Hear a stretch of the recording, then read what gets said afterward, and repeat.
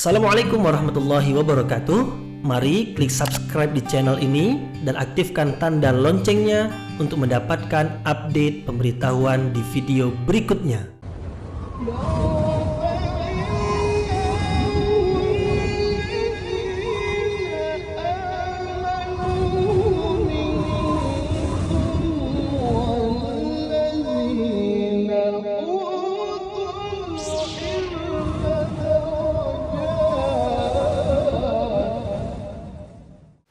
A'udzu billahi minasyaitonir rajim. Bismillahirrahmanirrahim. Assalamualaikum warahmatullahi wabarakatuh. Alhamdulillahirabbil alamin wa bihi nasta'in ala umurid dunya waddin. Nasta'inuhu wa nastaghfiruh wa na'udzu billahi min shururi anfusina wa min sayyiati a'malina. فمن يهده الله فلا مضل له ومن يضلل فلا هادي له أشهد أن لا إله إلا الله وحده لا شريك له وأشهد أن محمدا عبده ورسوله لا نبي بعده أما بعد. Kita bersyukur kepada Allah Subhanahu wa taala yang masih melimpahkan rahmat dan nikmat-Nya. Kita bersyukur dengan memuji Allah, yaitu dengan mengucapkan Alhamdulillahi Rabbil Alamin. Segala puji bagi Allah yang mengatur sekalian alam. Kemudian tidak lupa pula bersalawat kepada Rasulullah dengan ucapan Allahumma salli ala Sayyidina Muhammad wa ala ali Sayyidina Muhammad. Dan bersalam kepada Rasulullah dengan ucapan Assalamu alayka ya Rasulullah. Alhamdulillah kita dapat kembali meneruskan pengajian tafsir ayat-ayat suci Al-Quran yang insya Allah kita akan teruskan kepada ayat yang ke-106, 107, 108 dan 109 dari Suratun Nahl, Surah An-Nahl, Surah Lebah. Karena dalam surah ini disebutkan tentang kisah lebah, yaitu yang menghasilkan madu. Nah, di dalam surah ini ada beberapa persoalan pokok agama yang diterangkan. Di antaranya adalah mentauhidkan Allah Subhanahu wa taala dan juga beriman kepada kitab suci Al-Qur'an dan kepada Rasul, yaitu Nabi Muhammad sebagai Rasul yang diutus oleh Allah Subhanahu wa taala. Maka perkara yang kita bahas di dalam surah An-Nahl ini adalah perkara yang penting di dalam hidup kita karena berkaitan dengan akidah, yaitu penentu keselamatan dan kebaikan kita di dunia ini dan juga di akhirat nanti. Maka kita berharap mudah-mudahan ayat-ayat yang kita pelajari di surah An-Nahl ini menambahkan keimanan kita di samping menambahkan pengetahuan kita. Alangkah ruginya apabila bertambah pengetahuan kita tetapi tidak bertambah keimanan kita kepada Allah. Orang yang beruntung adalah orang yang bertambah pengetahuan, bertambah keimanan, bertambah keyakinan. Inilah yang akan memudahkan kita atau meringankan kita untuk tetap pendirian, istiqamah. Apalagi kita menghadapi ujian yang berbagai macam sekarang ini. Menjelang kematian tiba dan kita berharap istiqamah inilah yang Allah rezekikan kepada kita sehinggalah sampai nanti kita menghadap Allah Subhanahu wa taala. Ada di antara orang yang sudah beriman, sudah memeluk Islam, tetapi tidak mampu atau tidak berhasil menjalani ujian sehingga keluar lagi dari agama Islam. Sudah beriman tetapi kembali kafir. Mereka yang sudah beriman dan kembali kafir disebut istilahnya dengan murtad. Nah, di dalam Islam orang yang murtad itu adalah orang yang sangat tercela sekali.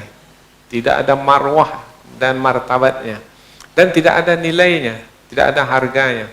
Dan sanksinya di dalam Islam adalah orang yang murtad itu dihukum bunuh. Apa sebab? Sebab apabila dia dibenarkan, dibiarkan untuk hidup, maka dia akan merusak.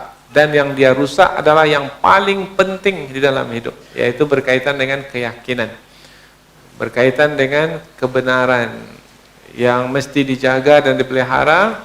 dalam diri, dalam keluarga, dalam masyarakat, dalam berbangsa dan bernegara. Maka agama yang mulia ini mesti dijaga dari orang yang melakukan kekacauan. Nah, orang yang murtad itu adalah orang yang mengacau di tengah masyarakat. Pada masa awal-awal Islam dahulu, tidak berlaku yang murtad itu, kecualilah apabila mereka ada berkepentingan untuk keluar dari agama Islam. Di awal-awal agama Islam itu disampaikan oleh Rasulullah SAW, maka memeluk Islamlah beberapa orang.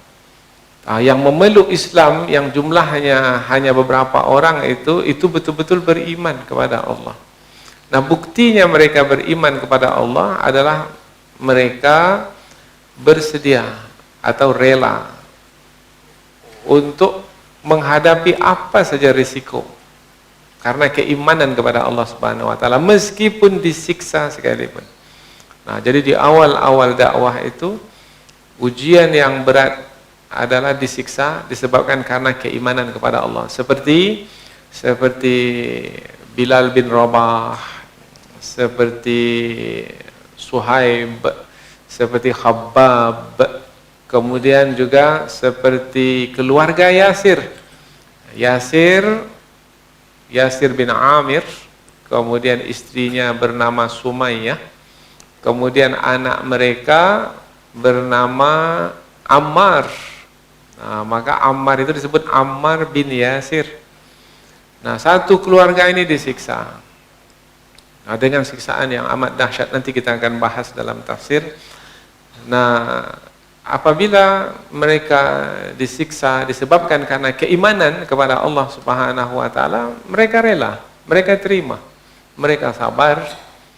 Nah, tak ada siapa yang membantu, sebab siapa yang membantu pun akan disiksa juga. Maka mereka menjalani siksaan. Apalagi mereka adalah umpamanya seperti Yasir dan istrinya Sumayyah adalah hamba sahaya. Jadi hamba sahaya apabila disiksa oleh majikannya, maka tak ada siapa yang boleh untuk membantu hamba sahaya tersebut. Nah, maka ketika itu keadaan sangat berat sekali. Nah, Yasir meninggal dunia karena siksaan. Istrinya Sumayyah meninggal dunia karena siksaan. Anaknya Ammar dipaksa juga disiksa dengan berbagai macam siksaan, bermacam-macam siksaan. Kemudian dipaksa apabila tidak juga mau mencela agama Nabi Muhammad, mencela Nabi Muhammad atau kufur kepada Nabi Muhammad, apabila tidak mau menyembah, memuji berhala mereka yang mereka sembah, maka Yasir juga Ammar juga akan dibunuh seperti ayahnya Yasir. Maka ketika itu Ammar ini mengucapkan perkataan kekufuran, tetapi sebenarnya hatinya tidak. Nah, Ammar ini termasuk ke dalam orang yang dipaksa untuk kafir. Maka dia berkata kufur di mulut, tetapi di hati tetap beriman kepada Allah. Maka Ammar ini tidak disebut murtad. Nah, jadi ada dua yang akan dibahaskan, yaitu yang pertama murtad, yaitu yang keluar dari agama Islam karena memang dari hatinya itu adalah kekufuran, kemudian dia berucap kekufuran, saya kafir katanya, maka dia pun telah jatuh kafir dan keluar dari agama Islam. Umpamanya banyak yang murtad ketika Rasulullah telah wafat. Apabila Rasulullah telah wafat, tak ada lagi yang mereka segani, yang mereka takuti. Kemudian mereka beranggapan bahwasanya kalau Rasulullah telah wafat, tak ada lagi kekuatan kaum muslimin karena tonggak kekuatan itu telah wafat. Maka mereka pun murtad. Nah, itu adalah tercela. Yang murtad itu adalah tercela. Tapi yang satu lagi yang dipaksa itu, nah itu tidak ada sanksinya, tidak mengapa. Tetapi yang gugur sebagai syuhada, bersedia mati disebabkan karena disiksa karena keimanan kepada Allah, itu adalah lebih utama, lebih afdal. Nah, jadi inilah yang akan dibahas dari 3 ayat ini, yaitu kita letakkan judulnya antara murtad dan orang yang dipaksa. Ya. Ayat-ayat yang akan kita pelajari ini masih lagi berkaitan dengan keimanan kepada Allah, akidah, dan juga berkaitan dengan Rasulullah dan juga apa yang dibawa oleh Rasulullah sallallahu alaihi wasallam.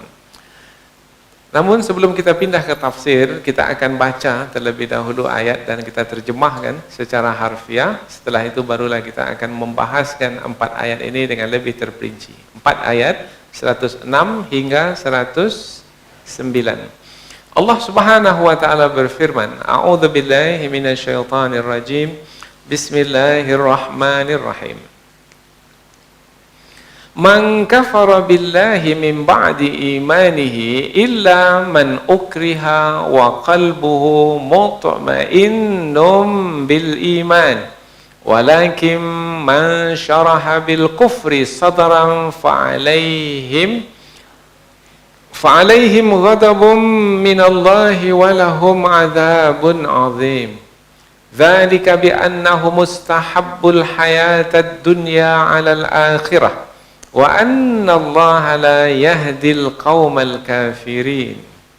Ulaika alladhina taba'a Allahu 'ala qulubihim wa sam'ihim wa absarihim wa ulaika humul ghafilun. La jarama annahum fil akhirati humul khasirun. Allah berfirman, man kafara, man siapa yang kafara, kafir, billahi kepada Allah, min ba'di setelah imanihi, dia beriman kepada Allah. Ini yang dimaksudkan dengan murtad. Setelah beriman kemudian dia kafir, maka orang yang seperti ini mendapatkan kemurkaan Allah Subhanahu wa taala. Illa, kecuali, ada pengecualian. Man, siapa yang ukriha, dipaksa, wa qalbuhu, sedangkan hatinya mutmainnun, tenang, bil iman, dengan iman. Dengan iman kepada Allah, hatinya tenang. Mulutnya saja yang berucap kekufuran.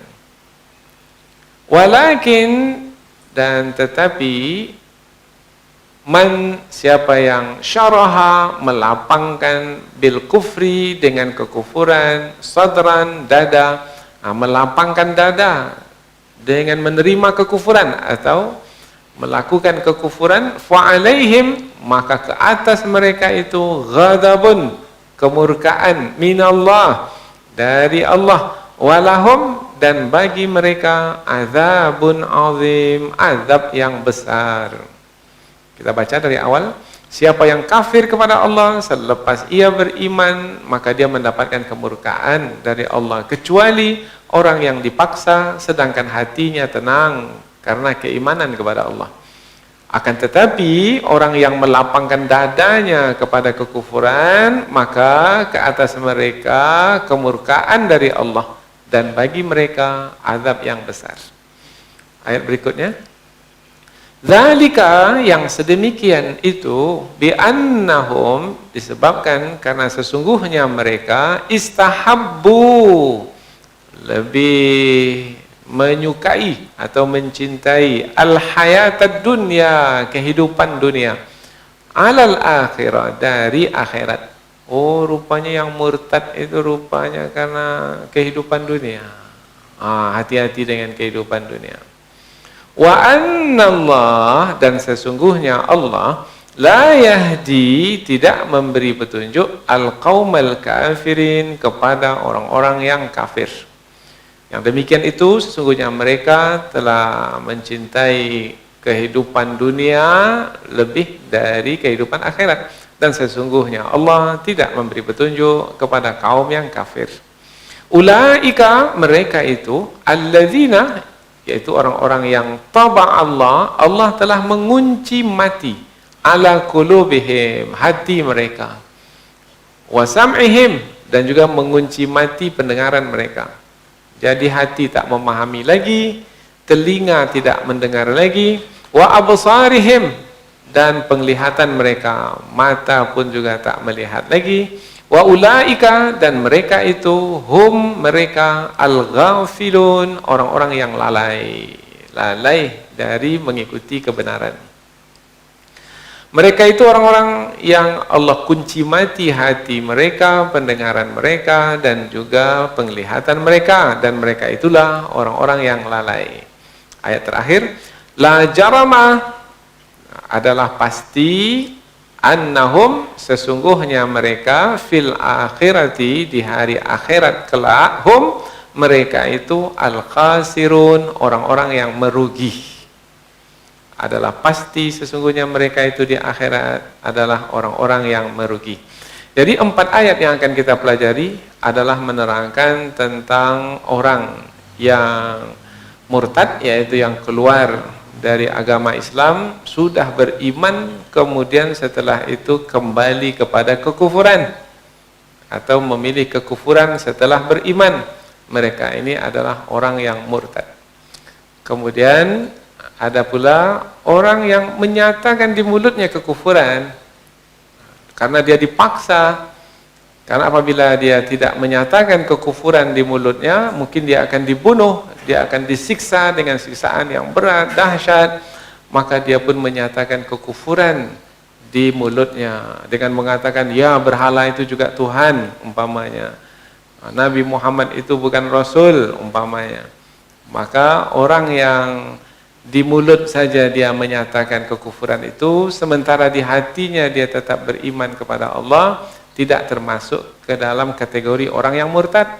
Dia tetap masih dalam kumpulan orang-orang beriman. Apabila di dalam hukum fikih Islam orang yang murtad itu sanksinya, hukumannya adalah dibunuh, maka orang yang dipaksa itu tidak ada sanksi apa-apa. Nah, inilah dia 4 ayat yang akan kita pelajari, yaitu tentang masih lagi berkaitan dengan keimanan kepada Allah, keimanan kepada Rasulullah, dan keimanan kepada Rasulullah itu tidak dapat dipisahkan dengan keimanan kepada Al-Quran yang disampaikan oleh Rasulullah SAW. Maka ayat-ayat yang kita pelajari ini berkaitan juga dengan ayat-ayat sebelum ini, karena ayat-ayat sebelum ini menerangkan tentang Al-Quran yang diturunkan kepada Rasulullah itu adalah firman-firman Allah, ayat-ayat Allah. Maka siapa yang mengkufuri ayat-ayat Allah yang diturunkan kepada Rasulullah, bermakna dia tidak beriman kepada Allah. Nah, pada masa dahulu ada yang menuduh Rasulullah sallallahu alaihi wasallam bukanlah seorang rasul. Apa yang disampaikan oleh Rasulullah itu bukanlah ayat-ayat Allah, bukan Al-Quran, tetapi adalah dari diri Rasulullah sendiri, yaitu hasil dari Rasulullah belajar dari seseorang. Nah, itu tuduhan, yaitu dusta yang diada-adakan. Dan tuduhan mereka itu tidak masuk akal sama sekali, karena orang yang mereka sangkakan sebagai yang mengajar Rasulullah itu adalah seorang yang bukan menguasai bahasa Arab dengan baik. Maka bagaimana mungkin Nabi Muhammad SAW menyampaikan ayat Al-Quran yang fasih di dalam bahasa Arab adalah hasil dari belajar kepada orang yang tidak menguasai bahasa Arab dengan baik. Maka dari situ saja, maka tuduhan itu tidak berdasar sama sekali. Nah, jadi ayat-ayat yang akan kita pelajari ini masih lagi berhubungan dengan ayat-ayat sebelumnya, yaitu berkaitan dengan keimanan. Nah, maka kita berharap mudah-mudahan terjaga keimanan kita. Karena pada hari ini kita dengar juga bahwasanya ada juga dari kalangan kaum muslimin pada hari ini yang murtad dari agama. Yaitu yang keluar dari agama Islam. Ayahnya beragama Islam, emaknya beragama Islam, dia keluar dari agama Islam. Apa sebab? Ada sebabnya juga disebut di dalam ayat ini, yaitu mereka lebih mengutamakan dunia karena cinta dunia, karena ingin nikah dengan laki-laki itu. Nah, laki-laki itu pula menyatakan syarat, kalau mau menikah denganku maka keluar dari agama Islam, masuk agama kami, maka barulah. Ada lagi karena jabatan, mau jabatan yang tinggi ini kami berikan, tapi dengan syarat kamu keluar dari agamamu, akhirnya murtad. Bahkan ada lagi karena Indomie, pop mie, karena makanan-makanan yang diberikan, kemudian pakaian, kemudian pemberian-pemberian yang tak seberapa mahal harganya, tetapi karena masyarakat awam itu tidak memahami berharganya akidah itu, padahal akidah itu adalah penentu keselamatan, akhirnya terjual akidah itu hanya dengan pemberian yang tidak seberapa. Maka di sini perlu umat ini membangunkan ekonomi sehingga masyarakat itu terjaga dari usaha mengeluarkan kaum muslimin dari agama mereka. Jadi ada sekarang ini misi memurtadkan umat Islam, ada, dan sangat terasa sekali dengan berbagai macam bentuk cara yang mereka lakukan. Tetapi akankah berhasil? Selagi pengetahuan kita sampaikan di tengah masyarakat, dakwah berjalan dengan baik, kemudian keimanan itu terjaga, terpelihara, bahkan keyakinan itu semakin kokoh, maka dunia sebesar apapun yang ditawarkan, maka insya Allah tidak akan memilih dunia tersebut, akan tetap istiqamah di atas keimanan kepada Allah Subhanahu wa Ta'ala. Kalau awal-awal dakwah dahulu bukan tawaran dunia ya, sampai disiksa, mereka bertahan dengan mengatakan ketika disiksa itu ahad. Ahad itu maknanya esa, Allah satu, Allah tidak punya sekutu, Allah tidak beranak, tidak diperanakkan, berhala itu bukan Tuhan, dan seterusnya. Mereka istiqamah sampai mereka gugur sebagai syuhada. Dan orang yang mati sebagai syuhada sebenarnya bukanlah mati, mereka itu tetap hidup dan mereka diberi rezeki oleh Allah Subhanahu wa Ta'ala. Inilah dia 4 ayat yang akan kita pelajari, yaitu pendahuluan sudah, kemudian membaca dan menerjemahkannya pun sudah, dan sekilas tentang ringkasan dari 4 ayat ini pun juga sudah. Sekarang kita pindah ke tafsir ayat. Di ayat yang ke-106 Allah Subhanahu wa Ta'ala menerangkan tentang balasan yang akan diterima oleh orang yang murtad, yaitu balasan yang akan diterima oleh orang yang murtad adalah kemurkaan Allah. Apabila Allah murka, bermakna Allah akan mencabut rahmatnya, maka dia tidak akan mendapatkan ketenangan dalam hidup, meskipun hartanya banyak sekalipun. Dia tidak akan merasakan kedamaian, meskipun dia memiliki jabatan yang tinggi. Dia tidak akan merasakan kebahagiaan, meskipun kaya raya, hartanya berlimpah dan populer di tengah masyarakat. Karena kebahagiaan, kedamaian, ketenangan itu adalah berkaitan dengan hati dan jiwa. Maka apabila berkaitan dengan hati dan jiwa, maka tidak ada yang akan menghantarkan kepada kebahagiaan, ketenangan, kedamaian itu melainkan iman di dalam hati itu. Iman kepada Allah itulah yang membuat hati kita menjadi tenang. Nah, ketika berpaling dari Allah, itulah dia yang akan membawa kepada kesengsaraan dan derita. Jadi jangan sekali-kali memahami materi atau kebendaan itu penentu kebahagiaan, bukan. Berapa banyak orang yang kaya raya tetapi ada yang bunuh diri, ada yang stres, ada yang depresi, ada yang mengeluh, keluh kesah sepanjang hari, padahal badannya sehat, punya jabatan, harta berlimpah, kemudian ramai pengikut. Tapi mengapa derita yang mereka rasakan? Karena disebabkan karena tidak beriman kepada Allah Subhanahu wa Ta'ala. Ada pula orang yang tak punya harta, miskin, tak cukup ya, untuk dimakan sehari-hari pun tak cukup ya, jadi tapi kita lihat tenang, tidak ada mengeluh, redha, berpuas hati dengan apa yang ada, karena beriman kepada Allah Subhanahu wa taala. Mereka sabar, kemudian mereka memahami itulah takdir yang mesti mereka jalani. Kehidupan yang sebenarnya kehidupan bukan kehidupan yang di dunia ini akan segera berlalu. Kehidupan yang sejati dan abadi adalah kehidupan yang di akhirat kelak. Maka ketika memahami ada kehidupan yang sejati di akhirat, maka dunia sudah teringankan, tak terasa lagi sebagai beban. Nah, jadi keimanan itulah sebenarnya yang menentukan ketenangan, kedamaian, dan kebahagiaan. Nah, maka kita coba melihat ayat ini dengan lebih mendalam lagi supaya kita dapat memakaikan ayat ini dalam hidup sebagai pelajaran. Man kafara billahi min ba'di imanihi, siapa yang kafir kepada Allah setelah ia beriman, maka dia akan mendapatkan kemurkaan dari Allah Subhanahu wa taala. Kafir setelah beriman berarti sebelumnya telah beriman. Beriman kepada Allah sebagai Tuhan, beriman kepada Rasulullah sebagai Rasul. Karena dalam beriman perlu menyatakan keimanan dengan persaksian, yaitu asyhadu an la ilaha illallah wa asyhadu anna Muhammadar Rasulullah. Aku bersaksi bahwasanya tidak ada Tuhan yang patut disembah dengan kebenaran kecuali Allah. La ilaha illallah.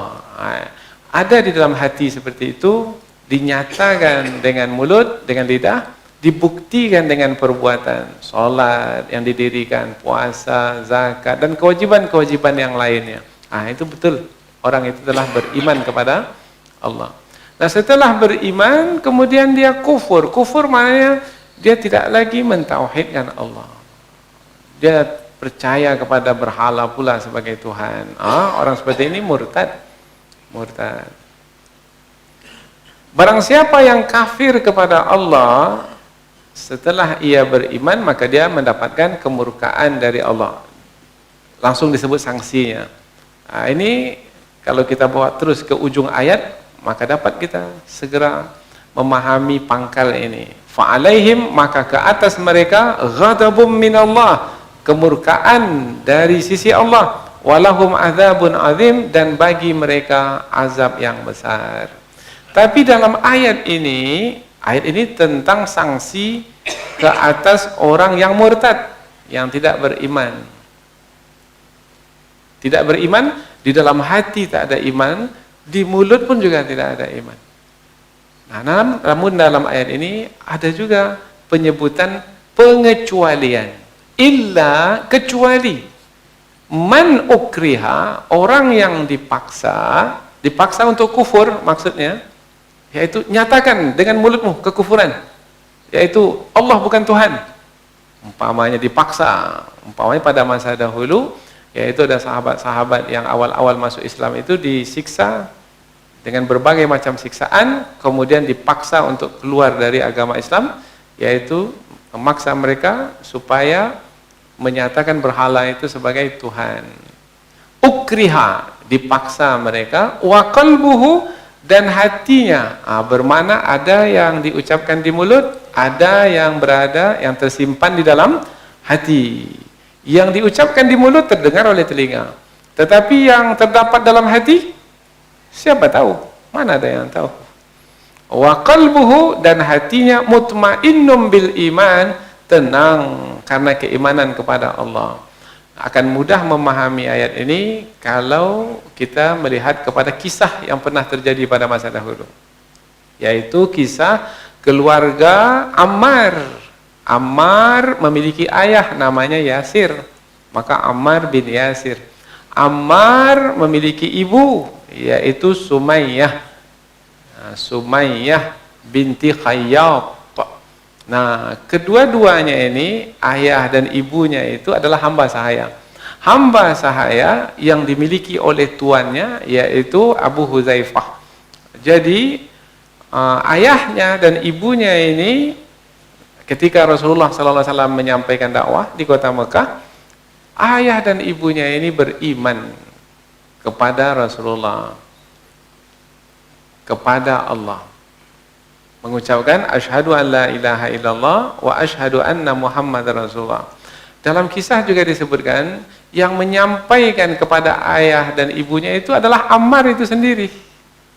Nah, jadi Ammar itu yang lebih dahulu masuk Islam, kemudian menyampaikan kepada ayah ibunya ini ada agama yang benar, agama yang diwarisi dari nenek moyang, yaitu dari para nabi dan rasul, yaitu agama para nabi dan rasul yang sebenarnya yang diwarisi dari Nabi Isa alaihissalam, dari Nabi Musa, dari Nabi Ibrahim, yaitu agama Islam. Nah, sebelum ini yaitu agama para nabi, ilaha wahidaw wa nahnu lahu muslimun, yaitu Tuhan para nabi itu Tuhan yang Maha Esa dan kita berserah diri kepadanya. Maka ketika disampaikan dakwah kepada ayah dan ibunya itu memeluk Islam. Maka satu keluarga memeluk Islam. Dalam riwayat rupanya ada lagi adik Ammar ini, namanya Ubaidillah. Nama adik Ammar itu namanya Ubaidillah, juga memeluk Islam. Jadi satu keluarga memeluk Islam. Nah, karena mereka telah memeluk Islam dan mereka ini termasuk yang awal-awal masuk Islam. Dikatakan mereka ini masuk 10 orang pertama yang masuk Islam. Awal-awal dahulu. Ya. Maka karena baru mulai dan belum ada banyak pengikut, tak ada kekuatan di kota Mekah, maka mereka ini disiksa. Rasulullah tidak disiksa karena Rasulullah itu dilindungi oleh pamannya, yaitu oleh Abu Talib. Siapa yang mampu untuk mengganggu Rasulullah kalau Abu Talib yang membentenginya? Kemudian Abu Bakar juga tidak disiksa karena Abu Bakar itu adalah Sayyidul Qaum, yaitu yang menjadi tokoh di kaumnya. Nah, kalau menyiksa Abu Bakar maka nanti akan mengganggu satu kaum, maka mereka tidak. Tetapi mereka menyiksa Yasir, Sumayyah istrinya, kemudian Ammar, satu keluarga, karena mereka adalah hamba sahaya. Nah, jadi mereka ini lemah ya urusannya dalam kedudukan di tengah masyarakat, akhirnya mereka disiksa. Apa siksaan yang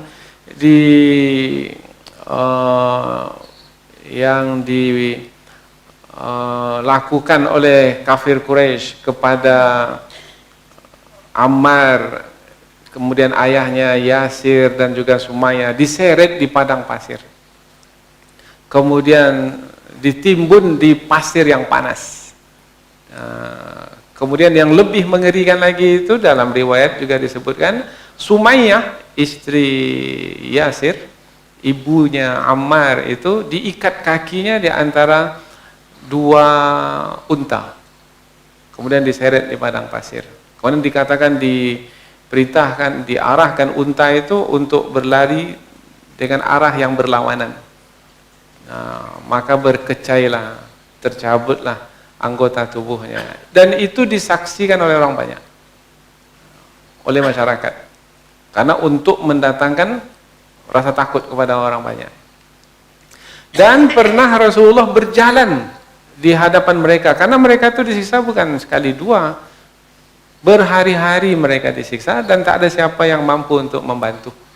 Karena keadaan mereka yang seperti itu, maka Rasulullah berjalan, mereka yang ayah Ammar ini, Yasir ini berkata, "Ad-dahr ya Rasulullah, apakah akan selama-lamanya seperti ini ya Rasulullah?" Sampai bertanya kepada Rasulullah seperti itu, Rasulullah lalu di situ. Kemudian Rasulullah menjawab, "Isbir, sabarlah kamu wahai Yasir. Allahumma ghfir li ahli Yasir." Ya Allah, berikanlah ampunan kepada keluarga Yasir ini, Yasir dan istrinya dan anaknya ini. Sesungguhnya tempat kembali kamu wahai keluarga Yasir adalah surga. Hanya itu yang dapat disampaikan oleh Rasulullah kepada mereka, dan itu sudah membuat mereka menjadi ringan dalam menghadapi siksaan itu. Maka setiap kali siksaan itu yang keluar dari mulut mereka satu keluarga adalah Ahad. Ahad. Allah Maha Esa. Allah Maha Esa. Sampai ada di antara kaum Quraisy itu yang marah sekali kepada Sumayyah ini karena yang keluar dari mulutnya adalah Ahad, tak mau mengakui berhala sebagai Tuhan, tetap juga Allahu Ahad, Allah Maha Esa. Maka tombak besi itu dipanaskan, kemudian ditusukkan ke selangkangan Sumayyah sampai tembus ke punggungnya. Nah, itu yang diterima oleh Sumayyah dan gugurlah Sumayyah sebagai syuhada. Itulah wanita pertama dalam Islam pada masa Rasulullah menyampaikan dakwah yang gugur sebagai syahidah pertama dalam Islam. Kita kira-kira sampai ujian seperti itu pada hari ini? Enggak. Maka kalau belum sampai seperti itu, hujan-hujan lebat sedikit, tak sampai ke masjid, itu keterlaluan lah. Kemudian Allah jauh betul lah majlis ilmu tu. Kemarin di tempat kita di sini, sekarang jauh betul lah di Marpoyan Damai itu. Allah belum seberapa lagi. Allah tengah malam lah, maunya setelah maghrib aja lah. Dan Allahu Akbar, kita ini belum seberapa ini diuji oleh Allah. Nah, ujian-ujian yang berat pada masa dahulu dijalani oleh para pejuang dan mereka bertahan sabar. Maka ayat ini adalah ayat yang mengajarkan kesabaran di dalam berjuang mengikuti kebenaran. Kemudian Sumayyah gugur sebagai syahidah, suaminya Yasir gugur sebagai syahid, anaknya jadi tinggal Ammar. Ammar ini disiksa lagi, tapi Ammar ini tetap bertahan. Berbagai macam siksaan, akhir sekali mungkin sudah tak tahan lagi. Ini perlu nih, tak tahan lagi. Bukan langsung dia mengaku saja, enggak. Tetapi sudah menjalani siksaan demi siksaan, sudah tak tahan lagi, akhirnya mengatakan, ya berhala itu Tuhan, ya Muhammad itu bukan Rasul. Nah, ketika itu dilepaskanlah Ammar ini. Maka Ammar ini pun berlari kepada Rasulullah dengan air mata berlinang, menangis, ya Rasulullah, celakalah aku ini ya Rasul. Kemudian Rasulullah terkejut, apa halmu wahai Ammar?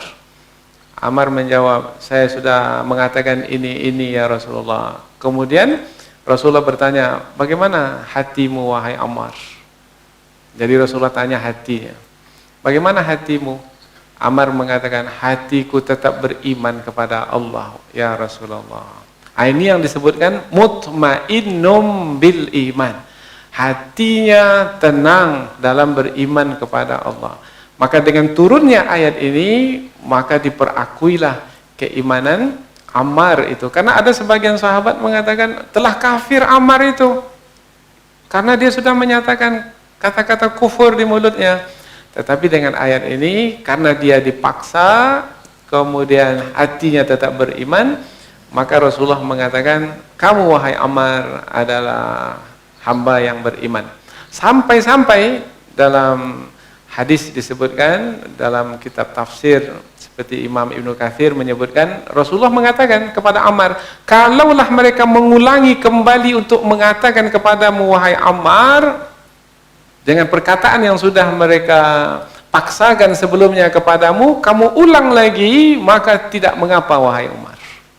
Sampai gitu. Berarti Rasulullah telah mengetahui tentang keimanan yang ada dalam hatinya, bahwasanya ia beriman, betul-betul beriman, dan perkataan di mulut itu tidaklah mencemari keimanan yang ada di dalam hatinya. Tak sampai di dalam hati, hanya batas di lidah itu saja.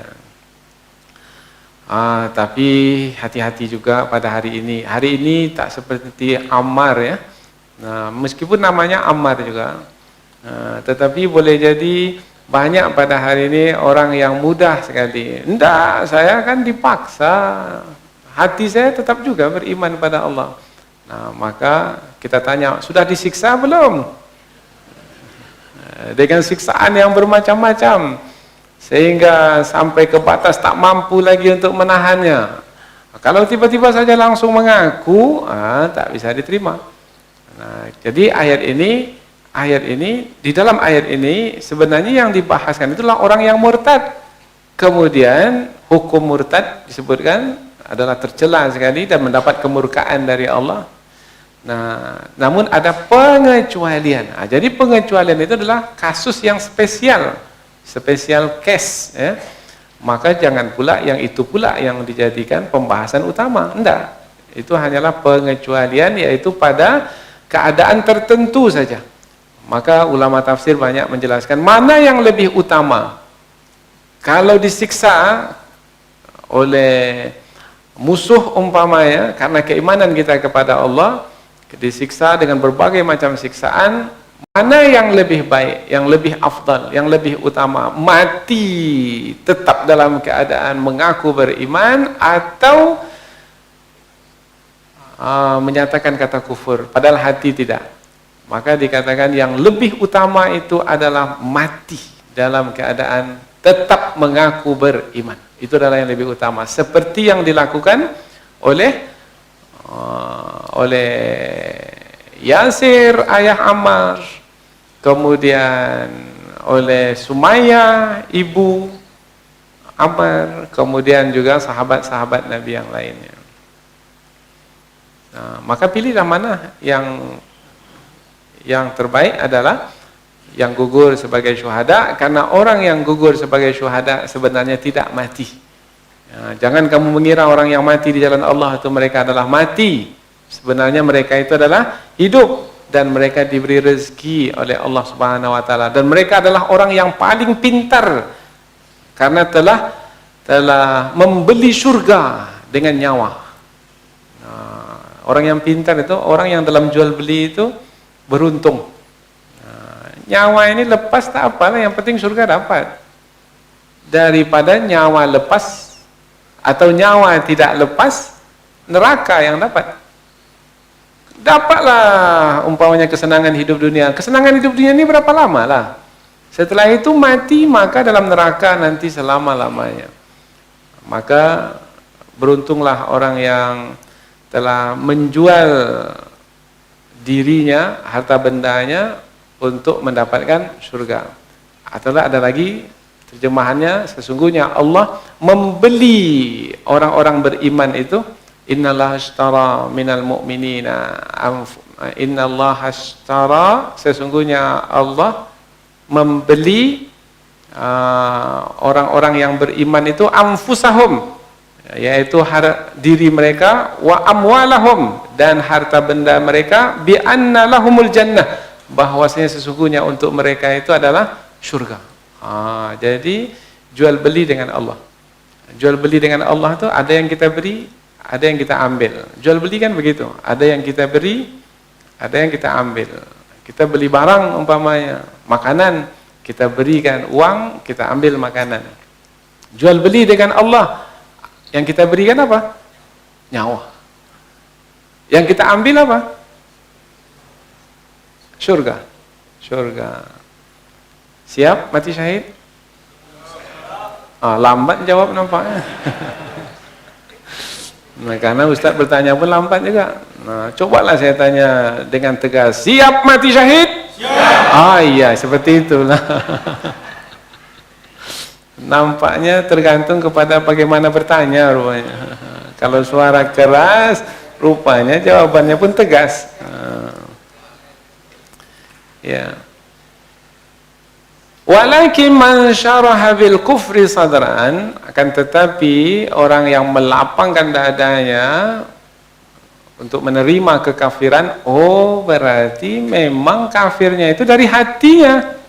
Nah, kalau tadi tidak, ini dari hatinya betul kafir, maka fa'alaihim, maka ke atas mereka ghadabum minallah, kemurkaan dari Allah, walahum adzabun azim, dan bagi mereka azab yang besar. Dah selesai ayat ini. Ini saja yang pokok pembahasan itu. Sambungan ayat itu adalah sebagai penegasan saja, penjelasan saja. Apa sebabnya ada orang yang memilih kekufuran? Sebabnya adalah zalika. Nah, zalika yang sedemikian itu, ini menerangkan tentang alasan. alasan. Apa sebabnya? Dzalika, yang sedemikian itu sebabnya adalah bi'annahum, sesungguhnya mereka istahabbul hayatad dunya, mencintai kehidupan dunia. Jadi ada disebutkan bahwasanya apa yang membuat seseorang itu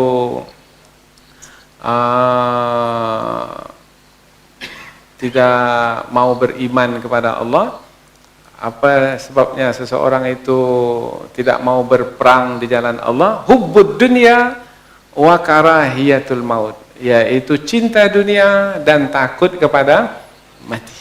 Ya, takut mati. Padahal dimanapun mati, di medan perang mati, di atas tempat tidur pun mati. Mati di mana saja. Sekarang pilih mati, mau mati di mana. Nah, mati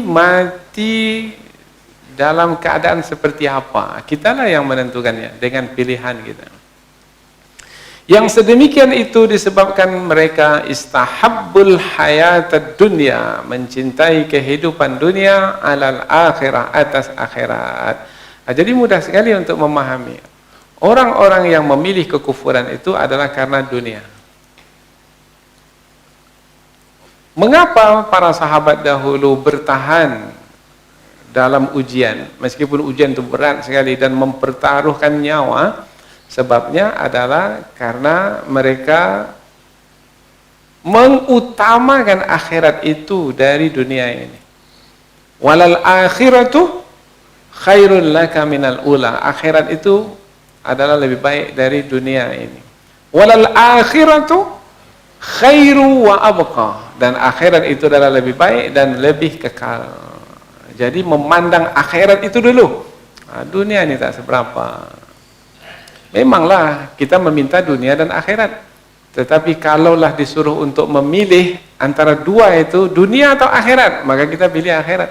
Apa sebab? Dunia ini sampai masanya kita akan tinggalkan, suka atau tidak suka. Kita memang meminta Rabbana atina fid dunya hasanah wa fil akhirati hasanah. Tetapi akan pula kita mengorbankan akhirat kita pula karena dunia? Tidak. Wah, ini penting ini. Ini yang membuat kita berprinsip, atau istilahnya sekarang, sangat idealis sekali. Kapan seseorang itu baru idealis? Biasanya yang idealis ini tak bisa dibeli. Dan dipaksa, diugut, diancam pun tak akan takut. Tetap berani, tegas. Siapa mereka ini? Yang mementingkan akhirat. Dunia sudah tak bernilai lagi di matanya. Orang seperti ini hebat, kuat ini, berani, tak takut mati. Tetapi kalau mencintai dunia dari akhirat, maka orang yang seperti ini tidak mendapat petunjuk dari Allah Subhanahu wa taala, dan Allah tidak memberi petunjuk kepada orang yang kafir seperti itu, yaitu yang menutupi kebenaran. Kafir maknanya menutupi kebenaran. Ujung ayat, wa annallah, dan sesungguhnya Allah la yahdi, tidak memberi petunjuk al-qaumal kafirin, pada kaum yang kafir. Sudah ada jelas ayat ini, sudah semakin jelas ya, tentang persoalan orang yang murtad dan orang yang dipaksa. Sebenarnya yang lebih utama pembahasannya adalah tentang orang yang murtad, yaitu orang yang memilih kekufuran setelah beriman.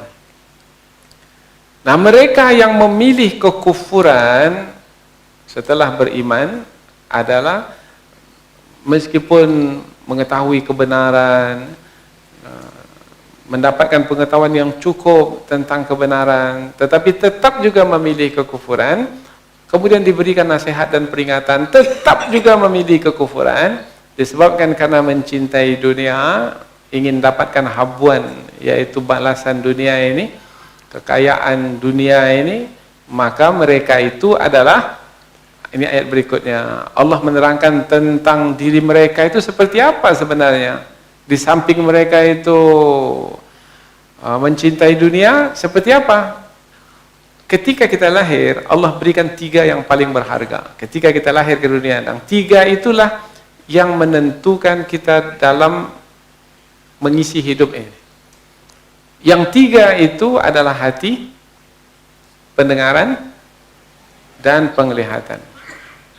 Nah, orang yang memilih kehidupan dunia itu sehingga mengabaikan kehidupan akhirat, sehingga bersedia untuk memilih kekufuran, mereka itu adalah orang yang telah Allah kunci mati hati mereka, sehingga tak masuk lagi nasihat, peringatan ke dalam hati itu.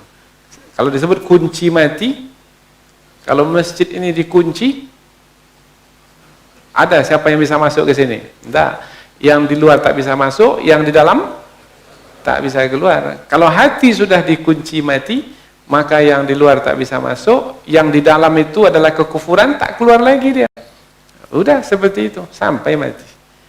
Mereka itu ulaika alladzina taba Allah telah mengunci mati ala qulubihim, hati mereka.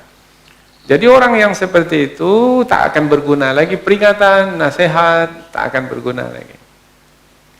Wasam'ihim, dan pendengaran mereka. Kalau pendengaran sudah terkunci, bagaimanapun dia mendengarkan wejangan, arahan, bimbingan, tak akan masuk ke dalam hati. Karena telinga sudah dikunci. Artinya sudah memekakkan telinga, mentulikan telinga.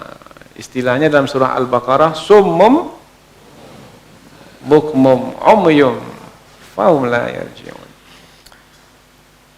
Wa absarihim, dan mata mereka. Tiga pemberian Allah, ketiga-tiganya telah dikunci mati oleh Allah. Apa sebab? Ketiga-tiganya sudah tak berguna lagi bagi mereka itu. Maka Allah kunci mati hati mereka, tidak akan memahami dengan hati.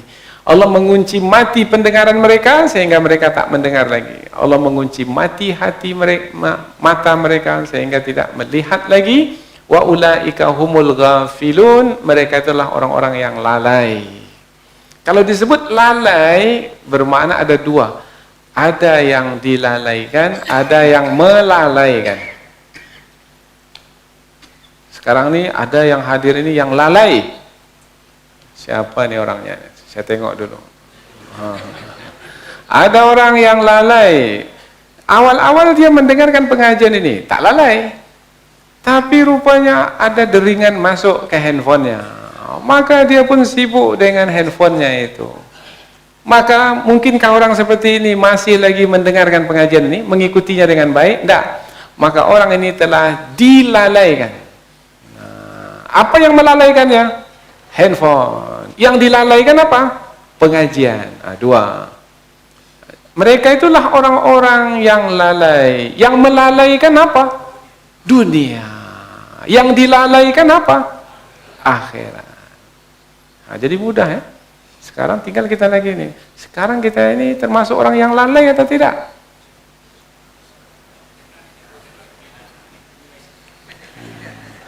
Contoh mudah, umpamanya terdengar suara azan. Allahu Akbar, Allahu Akbar. Azan dah masuk waktu salat. Mestinya kita menjalankan kewajiban. Segera pergi ke masjid. Pergi ke masjid bermakna tidak lalai. Tapi sibuk dengan berjualan. Orang datang dari pagi tadi, tak ada orang datang. Dekat waktu zuhur baru banyak pembeli. Bagaimana? Kita layan pembeli atau kita tutup dulu kedai?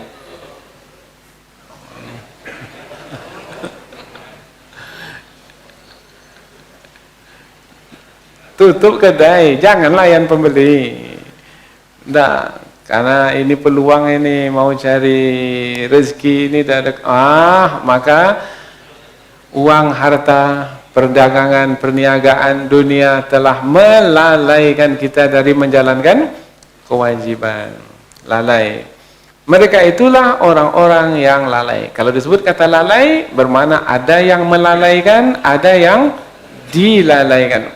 Biasanya orang yang dilalaikan oleh kesenangan dunia tak terasa, rupanya kita dah tua sekarang ini. Baru tahu. Biasanya orang yang dilalai itu kan terkejut apabila diberi peringatan.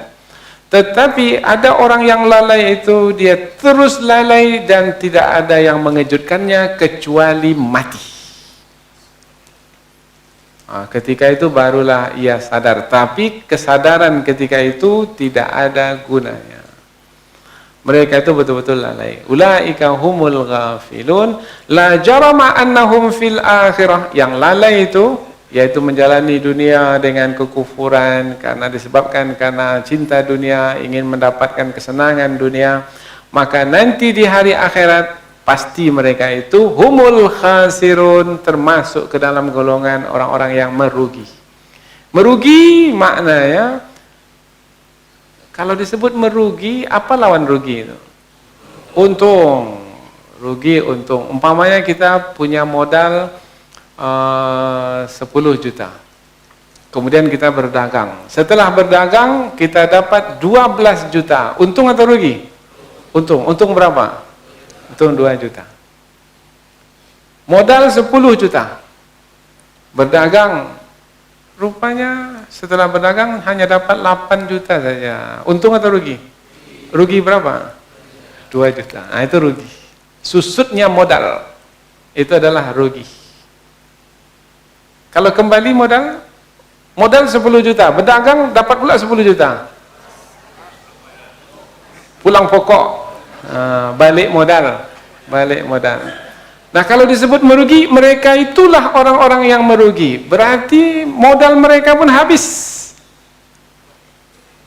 Ketika kita lahir ke dunia, kita bawa modal. Andaikan kita meninggalkan dunia dengan modal ketika kita lahir ke dunia, kita masuk surga. Apa modal kita ketika lahir ke dunia? Fitrah. Fitrah yang suci. Tak ada dosa, tak ada pahala. Ketika lahir dunia itu, kita belum buat apa-apa lagi, maka tak ada pahala. Dan kita tak ada melakukan kejahatan apa-apa, tak ada dosa, tak ada pahala, tak ada dosa. Kemudian meninggal dunia anak kecil itu, di mana tempatnya? Lahir ke dunia dalam keadaan fitrah yang suci. Tak ada pahala, tak ada dosa. Ketika meninggal dunia, banyak dosa yang dia bawa. Untung atau rugi? Itu yang dimasukkan mereka, itulah orang-orang yang merugi karena membawa kekufuran sehingga menghantarkan mereka ke dalam neraka. Rugi. Dan kerugian yang mereka derita itu adalah kerugian yang abadi. Karena di dalam neraka, orang kafir di dalam neraka selama-lamanya. Itulah kerugian yang nyata. Wahum al-khasirun, mereka itu adalah orang-orang yang merugi. Jadi ketika disebut merugi dalam ayat ini, mereka itu orang yang merugi. Jangan sampai kamu wahai orang-orang beriman termasuk ke dalam orang-orang yang merugi itu. Maka pastikan dirimu dalam keadaan terjaga, terpelihara dari apa saja bujuk rayu orang yang akan mengeluarkanmu dari agama Islam. Karena pada hari ini bujuk rayu itu luar biasa sekali. Agama itu semua sama, tak ada beda. Semua agama baik, maka semua yang beragama semuanya masuk surga. Maka siapa yang belajar agama Islam dengan baik, maka inna dina indallahil Islam, agama yang diperakui di sisi Allah hanyalah agama Islam.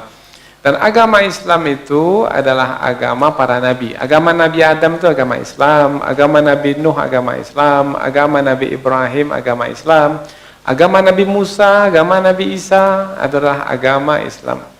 Nabi Muhammad bukanlah yang pertama kali membawa agama Islam.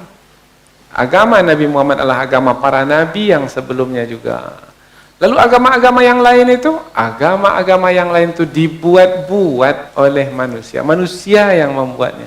Sehingga sepertinya agama yang dibuat oleh manusia itu sama seperti agama yang datang dari sisi Allah Subhanahu wa taala. Disitulah kalau tidaklah belajar akan mengatakan semua agama sama.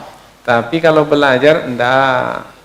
Selalu diingatkan oleh khatib di hari Jumat, wala tamutunna illa wa antum muslimun. Jangan kamu mati mati, wahai orang-orang yang hadir di masjid ini pada waktu Jumat ini, kata khatib di atas mimbar, jangan kamu mati, melainkan kamu dalam keadaan beragama Islam.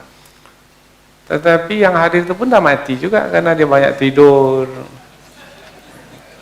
Khatib menyampaikan khutbah pun dia tak dengar, peringatan khatib pun dia tak ikuti.